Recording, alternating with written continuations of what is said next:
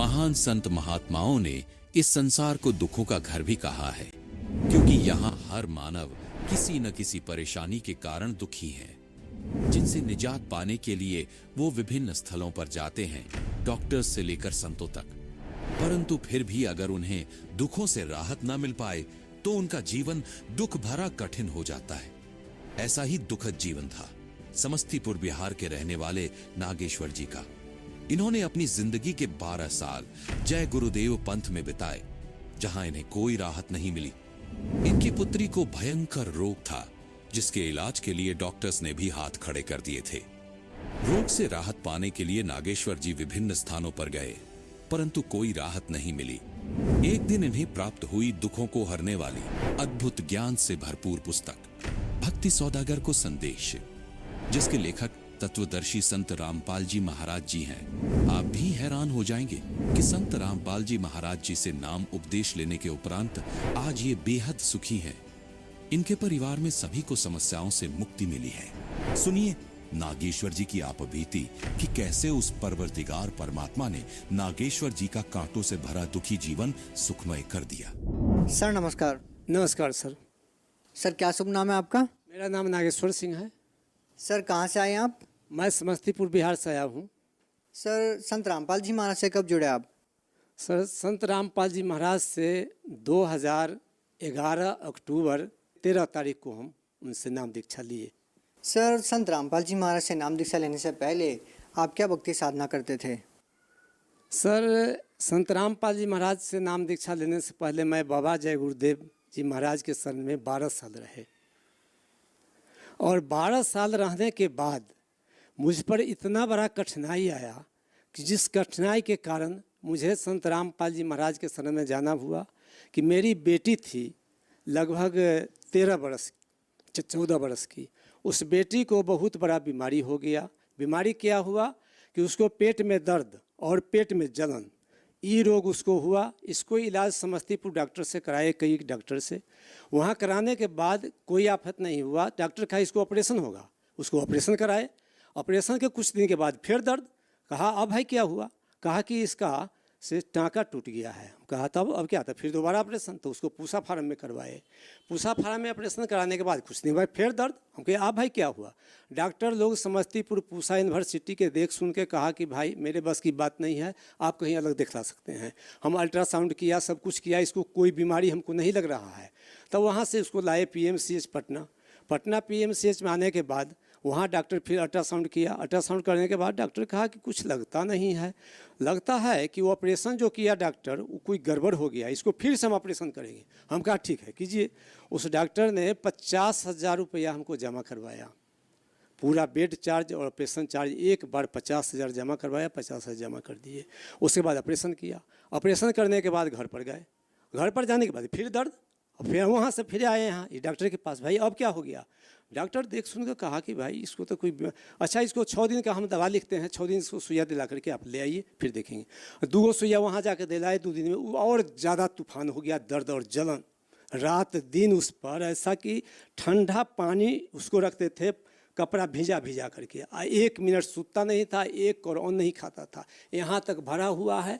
कहता कि 1 कौरौन खाने के बाद ओए करता था। किसी तरह से उसको ग्लूकोचार दे करके जीवित करके उसको रखे। उसके बाद क्या हुआ कि डॉक्टर कहा कि बलूजे अब भाई इसको हम क्या बतावें, अब इसको कहीं बाहर और दिखलाइए। हम कहा अब कोई बीमारी आप नहीं बताए, अब कहाँ इसको दिखाना? तब हम तांत्रिक फाते के गए। 3 साल इसको ओझाई बैदाई ऐसे करते करते समय काटते काटते बहुत समय मरने के कदर पर अब आ गया, अब कोई उपाय नहीं। तब लोगों ने कहा कि आप जिस पंथ में हैं, जय गुरुदेव पंथ में, आप वहाँ तो दिखलावे नहीं किए। पूरे विश्व के इस धरती में वो संत हैं जो उनका विश्व लेवल पर नाम है, वैसे संत इस धरती में कोई है ही नहीं है, परम संत हैं। हम कहा ठीक है, तो बात तो सही है, वहाँ हम नहीं दिखलाए। तो बेटी के लेकर के हम गए वहाँ बाबा जय गुरुदेव के यहाँ मथुरा। वहाँ जाने के बाद उनका कुछ ऐसा नियम था कि उनके अंदर कमरा में जा कर के जो लोग दर्शन में जाता था तो उसको माथा पर हाथ देते थे, उसको 500 रुपया लगता था। तो हम वहाँ पर 8 दिन रुके। 3 दिन उन्होंने माथा पर हाथ दिया और 500 रुपया लिया, लेकिन इसका बीमारी कमेगा क्या और बढ़ गया। बढ़ने के बाद हम सोचे अब क्या होगा भाई, अब तो कोई उपाय हमको नहीं लग रहा है कि अब ये अक्टूबर का महीना है, थोड़ा ठंड भी लग रहा है और मेरे पास कपड़ा लत्ता जो है सही है। अब इस बीमारी को लेकर अब हम कैसे घर वापस होंगे, अब तो बड़ा मुश्किल है हमका। तो फिर हम यहाँ से फ़ोन किए, मेरे दामाद समस्तीपुर कोर्ट के वकील हैं, उनको फ़ोन किए। तो फ़ोन करने के बाद एक किताब भक्ति के सौदागर उन्हें 10 रुपया में 2007 में लिए थे। लेने के बाद वो किताब को पढ़ते थे और पढ़ करके हमको बताते थे ये एक बार बाबूजी हरियाणा संत रामपाल जी महाराज के पास जाइए ना, वो लगता है इस किताब से जो इस धरती में अभी के संत वही हैं, है ना, आप एक बार वहाँ जाके देखिए। हम कहा ना ना ना, कोई संत नहीं, बाबा जय गुरुदेव परम संत हैं, इनसे बड़ा कोई संत नहीं है ना, हम किसी संत को नहीं मानते हैं। फिर चुप हो जाते थे। तो उसके बाद वही किताब में उसका इंटरव्यू और मोबाइल नंबर था। तो जब यहाँ से हम फ़ोन किए कि अब कोई उपाय नहीं है, मेरे पास 800 रुपया बच गया है, 4000 रुपया दिए थे, किराया लगा 1500 रुपया हाथ दिए, बाबा जय गुरुदेव 3 दिन में वो ले लिए, अब तो मेरे पास 800 रुपया बच गया, अब हम क्या करें। उन्होंने बताया कि आप चले जाइए संत रामपाल जी महाराज के यहाँ हरियाणा। हम कहा वहाँ जाने से क्या होगा, कहे आप जाइए, इस किताब में इंटरव्यू है और इसका मोबाइल नंबर है कि फलाने फलाने आदमी को ठीक हुआ है। एक दिल्ली के राम कुमार मास्टर साहब हेड मास्टर उसका था, उसमें मोबाइल नंबर था। वही नंबर देखकर हमको वो बताए और वो मास्टर साहब को उस समय धराए। तो मास्टर साहब ने कहा कि आप सीधा उस बीमारी को लेकर के चले जाइए संत रामपाल जी महाराज के यहाँ हरियाणा, आपका जाते ही ठीक हो जाएगा। हम कहा कि अब क्या ये सब बात ही बोल रहे हैं वकील साहब। फिर वकील थे, अब उनके ससुर हम थे, लेकिन फिर भी हम बुजुर्ग आदमी उनसे थोड़ा डरे और मुसीबत में मरता क्या नहीं करता। हम सोचा ठीक है भाई, अब कह रहे हैं तो क्या लगता है, दिखवा लेते हैं वहाँ भी हरियाणा, है ना, अब तो इसको मरना ही है, निश्चित हो गया है। उसके बाद हमको 800 रुपया बचा। यहाँ से हम गए, यहाँ से दिल्ली स्टेशन पर आए। दिल्ली स्टेशन पर आने के बाद हम पता लगा कि भाई हरियाणा कहाँ है, पूरा एड्रेस हमको बताए। वहाँ से फ़ोन लगाए आश्रम से एक छोटा गाड़ी आया, उस पर हम 3-4 आदमी थे, हम थे 3 आदमी और एक आदमी 2 आदमी और था, 5 आदमी चढ़े छोटा गाड़ी। यहाँ से गए, हम कहा भाई किराया कितना हुआ, कहा अरे किराया नहीं लगता है यहाँ।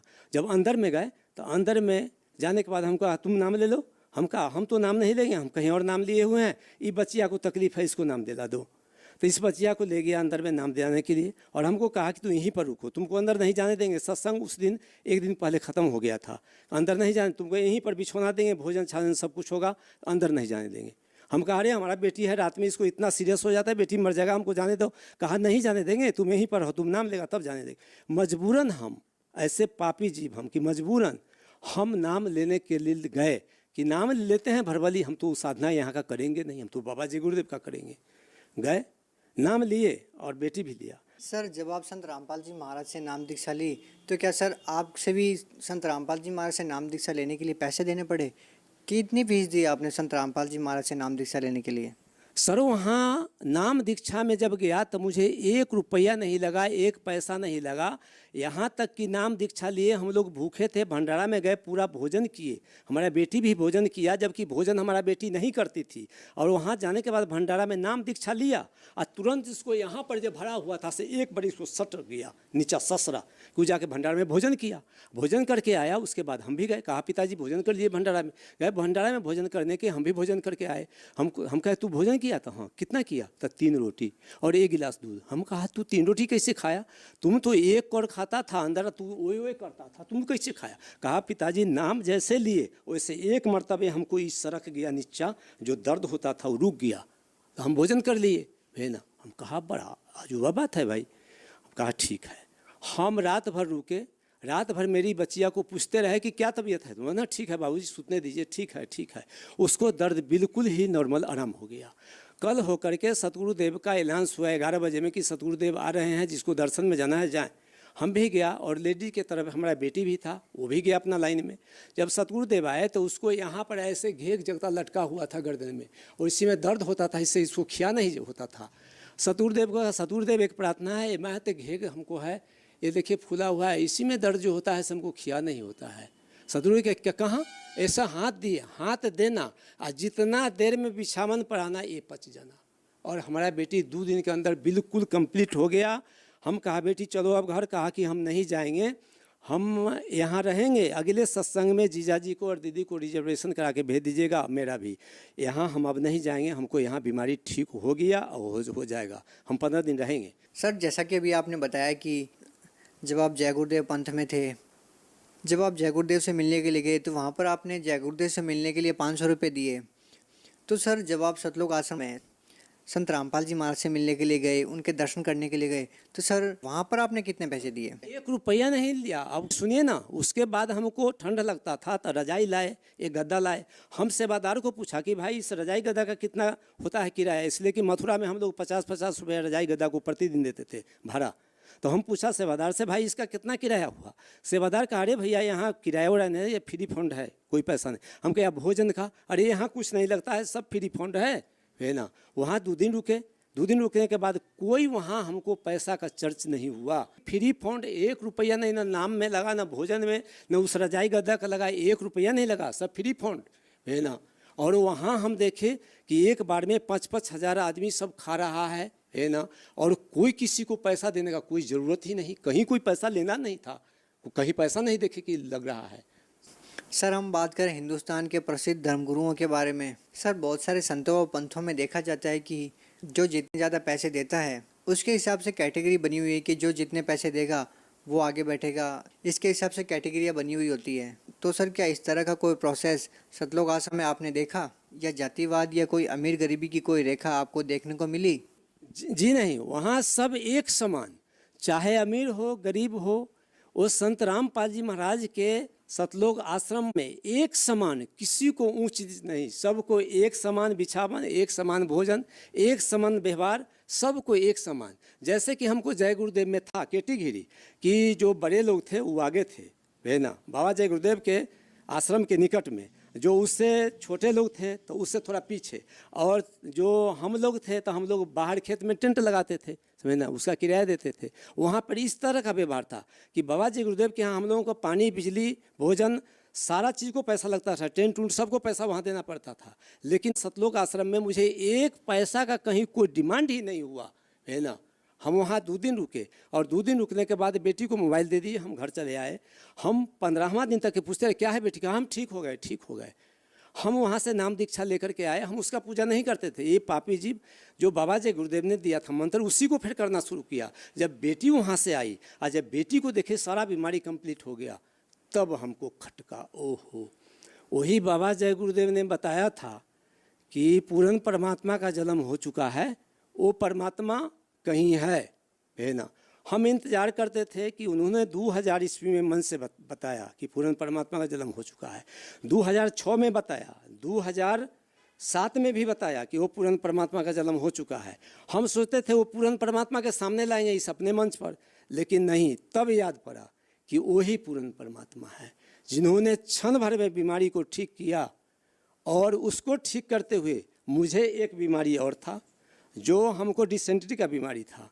उस डिसेंट्री के बीमारी में सीपी ठाकुर पटना, उसने कहा कि तुमको 1 खुराक रात के रात प्रतिदिन दवा खाना है, ये बीमारी ठीक नहीं होगा तुमको, और नहीं तो बम्बई जाकर तुम आंत बदलवा लो, यही तुम्हारा उपाय है, दूसरा कोई उपाय नहीं।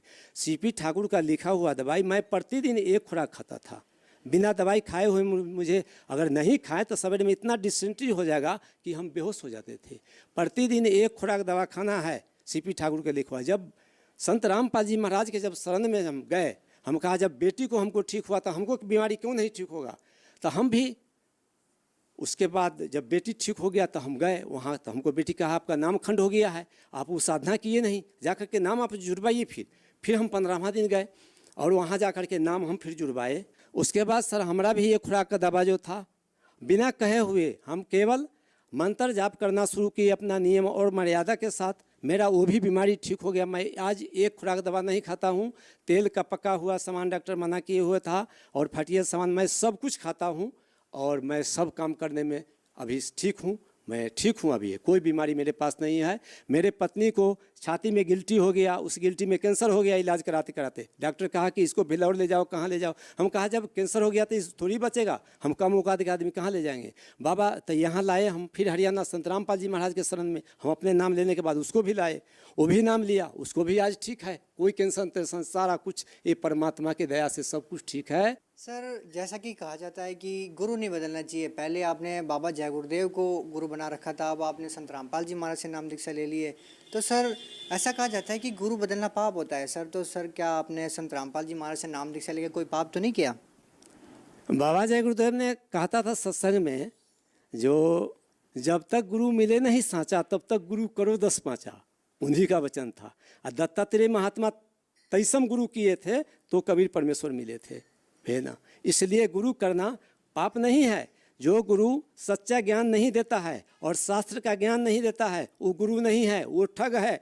आज तक जिस भी पंथ में जाइए, जिस भी संत में जाइए, पहले पैसा लेगा, लेकिन एक यही संत रामपाल जी महाराज हैं जो एक पैसा नहीं डिमांड किसी से करते हैं और भयंकर भयंकर बीमारी ठीक हो जाता है। इसलिए गुरु बदलना चाहिए, सतगुरु को खोज करना चाहिए। बिना सतगुरु को खोज किए मोक्ष प्राप्त नहीं होगा। मनुष्य जीवन मिला है मोक्ष प्राप्त के लिए। तो सर क्या लोगों को संत रामपाल जी महाराज से इसलिए नाम दीक्षा लेनी चाहिए कि उनको कोई कैंसर जैसी भयानक बीमारी है या आर्थिक परेशानी है या मानसिक परेशानी है, वो ठीक हो जाएगी संत रामपाल जी महाराज से नाम दीक्षा लेने से? किस लिए आखिर संत रामपाल जी महाराज से नाम दीक्षा क्यों ले?